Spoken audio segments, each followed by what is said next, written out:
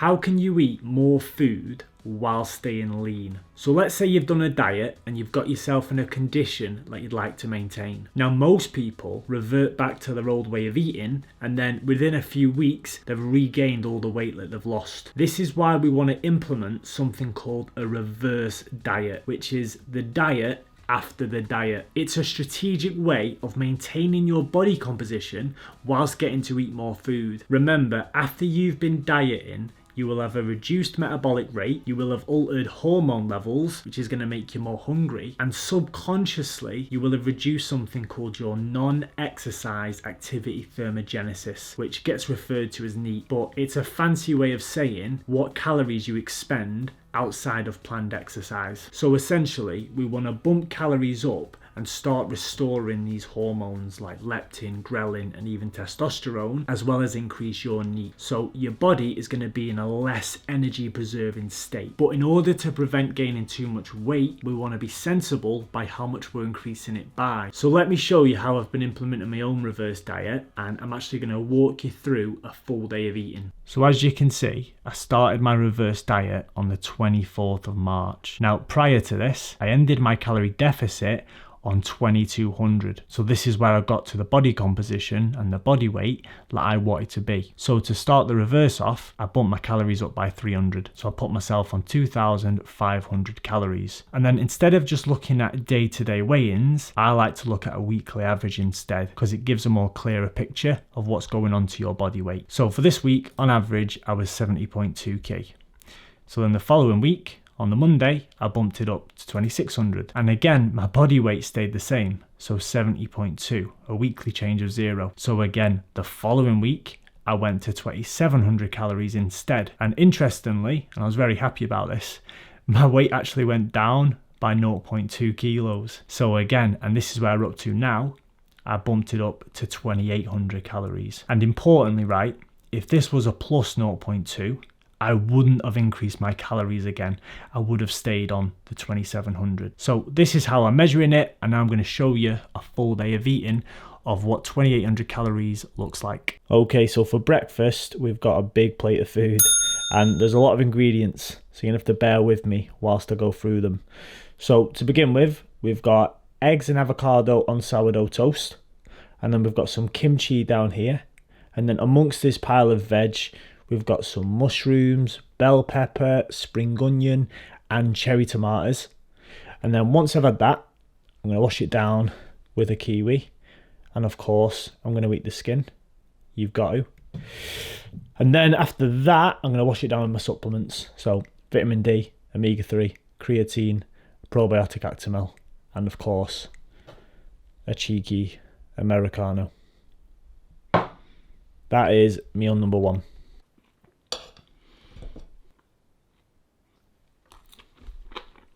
Absolutely gorgeous.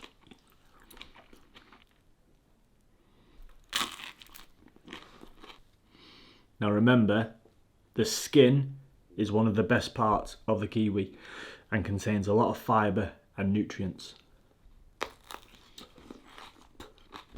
So don't waste it. 660 calories done, 2140 left to go. Get up. Here we are with meal number 2. And anyone who knows me understands my love and passion for protein porridge. And we've got a very, very big bowl's worth here. And we've stuck it in a Pyrex mixing bowl, just so it fits, because there's 150 grams of oats in here, mixed in some white chocolate Perform whey, and then topped it off with some pip and nut smooth peanut butter. And then after that, we're going to have some blueberries, strawberries, and a satsuma. Lovely.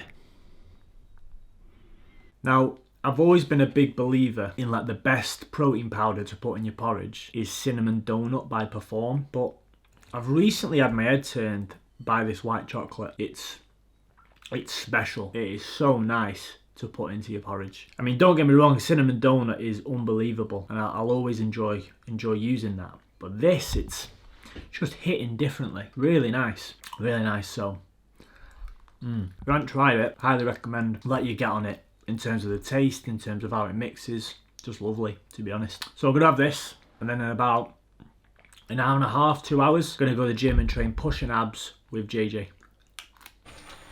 Okay, so for meal number 3, we've got a homemade curry being made, and I like to chuck a load of vegetables into this.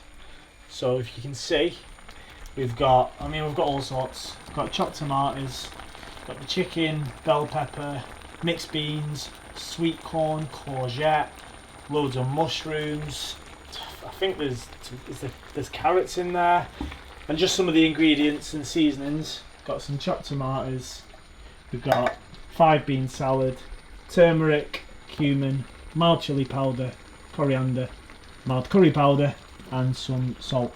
We have to use mild ingredients because otherwise make it too spicy and there's no chance Edison's actually going to eat it.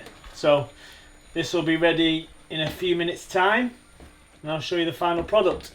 And we've got basmati rice on the hob, which is also just sitting there now on a very low heat, finishing off. So meal number 3 coming up. The finished project, and obviously topped it off with a load of coriander, the greatest herb ever created. Here we go for the taste test. Give it a score out of 10. I already know it's going to be a 10 though, so let's go. I do a video. 11 out of 10, actually. 11 out of 10. 11. That is unreal. I just love food. So we're now on to the 4th and final meal of the day. And we've got 0% Farge Greek yogurt, and I've mixed in some white chocolate protein. And then I've actually topped it off with some Kalo whole grain rice cakes. Crunched them up and then topped it off with peanut butter. And I'll mix between the rice cakes and Rice Krispies, whatever I'm fancying.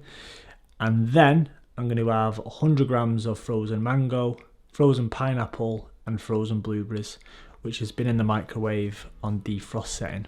So that concludes a full day of eating on a reverse diet, and in total I consumed 2,819 calories, at least according to MyFitnessPal. And the macros, I had 192 grams of protein, 379 grams of carbohydrate, 62 grams of fat and 44 grams of fibre. And like I mentioned at the start of this video, if my weight drops or stays the same this week using weekly averages, then I'm going to increase my calories by an additional 100. So then next week, I'm going to be on 2,900 calories instead. However, if it increases its weekly average, even if it's by 0.1, 0.2 kilos, I'm going to stay at 2,800 and be patient with it and just gradually build myself up. And if you made it this far in the video and you found it beneficial, please do leave it a like. And if you want to support the channel, don't forget to subscribe.